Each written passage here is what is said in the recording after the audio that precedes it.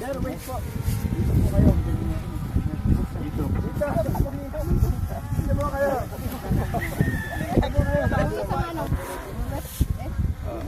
Sir, itapat niyo po yan dyan.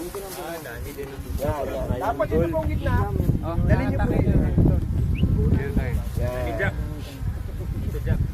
Yan. Dali niyo po yan.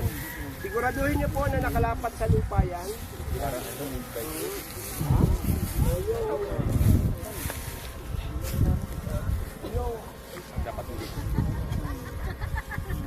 So, lapat po sa lupa. Lapat sir sa lupa. Ipasok mo So, siguro. meron na tayong isang triangle. Ano sukat nito? 8 by 8. Ito? 8. Yan? 8. Yan. So, meron tayong isang triangle. Ano? So, mamaya, ano mo lang dyan. Mahirap pa sir, mahirap pa. Okay. Master, kaya mo pansa. Lalagyan po natin ang yan dyan. Steg sir, steg. Hindi. Ano yan? Isang sukat yan. Wala naman yan. Wala to. So, meron tayo siyang triangle para makabuo tayo ng diamond. Ano yung longest distance natin? Ito. Narito yung sikat ng araw. Ang north ay dito. East ay dito. So, north, south, east, west.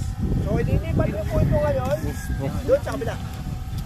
North, south, east. Dito po nasikat ang araw. Don. So, i-ano niyo po. Yan, galing. Galing talaga niyo. Galing. Dorally. Galing.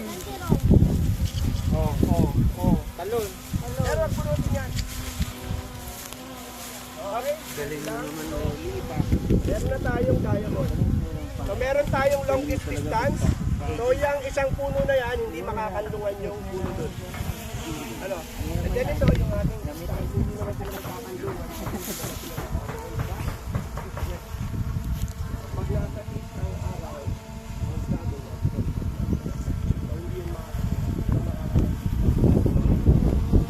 meron na tayong yan.